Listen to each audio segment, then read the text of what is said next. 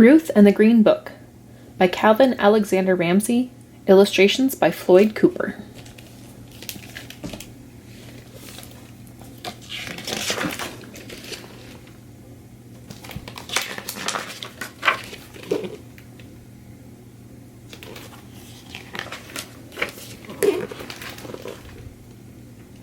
It was a big day at our house when Daddy drove up in our very own automobile, a 1952 Buick.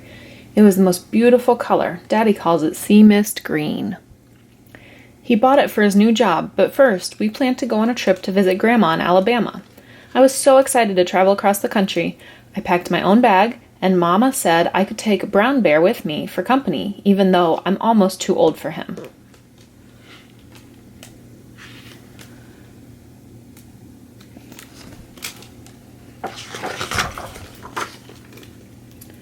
As we drove out of Chicago, it felt funny to see the neighborhood disappear, and then the streets, and then the buildings. I loved all the green grass and hills and trees. Daddy told lots of stories about when he was a boy in Alabama. He made us laugh.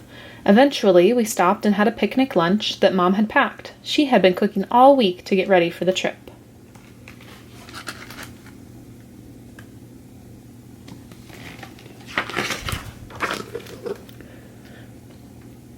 After driving for a long time, we stopped at a service station to fill up on gas. As Daddy was paying the station attendant, Mama asked for the key to the restroom. The man said we couldn't use the restrooms because they were for whites only. Mama and I had to go into the woods. I was embarrassed, but Mama said the people who should be ashamed of themselves were those service station owners.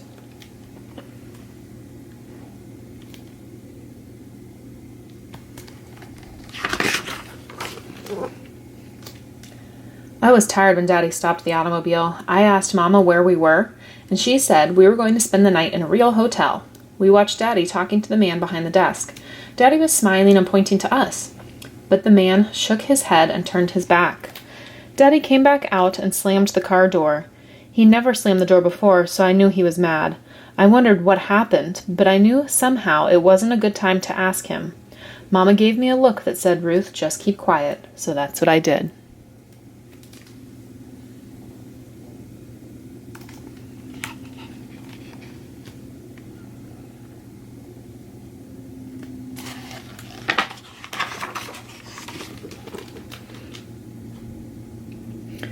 We kept on driving through the night. Mama took a turn so Daddy could sleep. I fell asleep with Brown Bear as my pillow. We must have pulled off the road in the middle of the night, because when I woke in the morning, we were all curled up in the car. I was stiff and hungry. Mama gave us cold biscuits and jam for breakfast. She said we should sing to cheer ourselves up. We sang a lot that day as we crossed the country. We had picnics at roadside stops for lunch and dinner because all the restaurants had signs in the windows that said we couldn't eat there. It seemed like there were white-only signs everywhere outside of our Chicago neighborhood. I felt homesick, and I hugged Brown Bear close all day.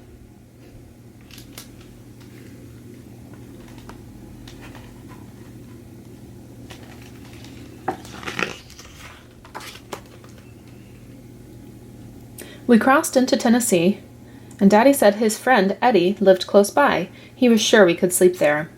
Eddie was so happy to see us. He gave me a big hug and told me that he knew me when I was real little. His wife, Alice, cooked us a warm meal, and I ate too much. Daddy and Eddie used to play music in a band before they went off and fought in the war. They talked about how they traveled a lot back then and how they always had a hard time finding places to rest and eat. Daddy shook his head and said we had hoped that the war had changed things, but now he could see he was wrong. That night I went to sleep to the sound of Daddy and Eddie playing music together. Brown Bear and I were happy to sleep in a real bed with a real pillow.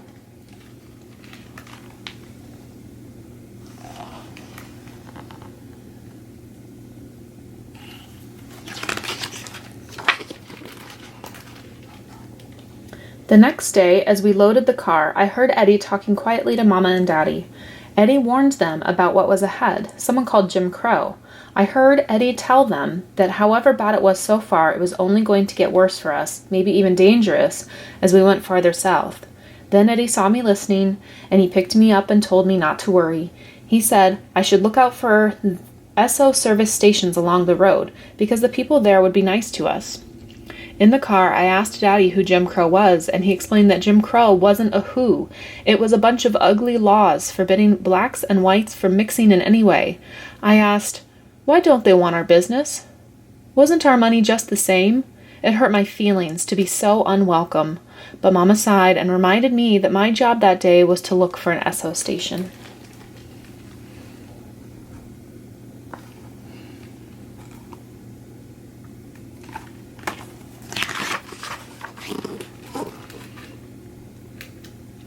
I spotted an SO station near the Georgia border and sang out for Daddy to stop. Daddy filled the car up and asked the man if he knew where we could sleep for the night. The man showed us a pamphlet called the Negro Motorist Green Book. He explained this book was started by a postman, Mr. Victor H. Green, to help black people who were traveling. It listed places in lots of states where we would be welcome to sleep, eat, shop, get a haircut, and all kinds of other information besides. Right away, Daddy bought our own copy for 75 cents.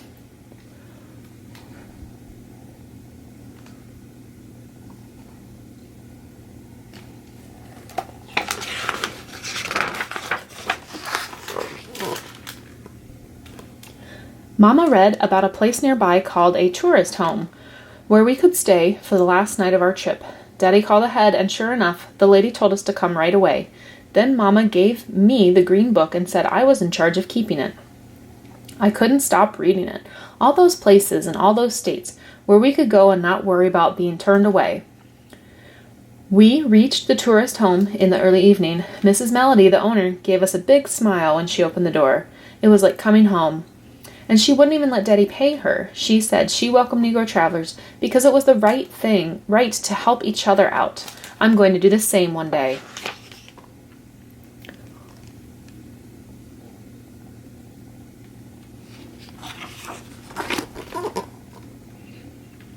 The next morning, I hated to say goodbye to Mrs. Melody, but Daddy said we could be at Grandma's house that evening. That made me happy to get going again. It wasn't so easy, though. Our automobile broke down about midday in the middle of nowhere. People drove right past. I felt empty in the pit of my stomach. I hugged Brown Bear and wished we were already at Grandma's house. But Mama said not to worry. We could figure this out. She unfolded our map and told me the names of the nearby towns. She said, Ruth, look in the green book and see if you can find a place in one of these towns that will fix our car. And I did. Daddy gave me a big hug, and then he walked into town to find the garage that would help us.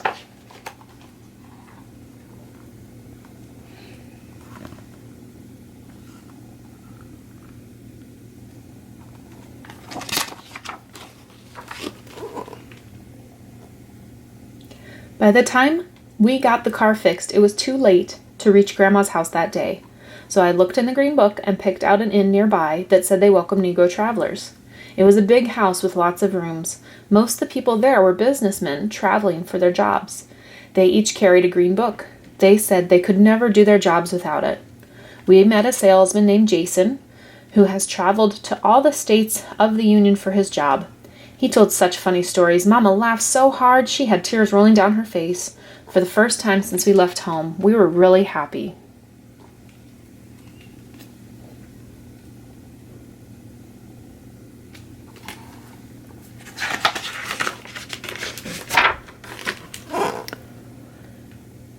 At the inn, I met a little boy who was traveling with his mother. It was the first time he had ever left home, and I could just tell he was scared. I thought of Mrs. Melody, Victor Green, and Eddie, and all the other people who had helped us, and then decided to give Brown Bear to the boy. I told him that Brown Bear was a good traveler. I'm too old for Brown Bear now, and the little boy needed him more than I do. Then I told his mother about the green book and showed her our copy.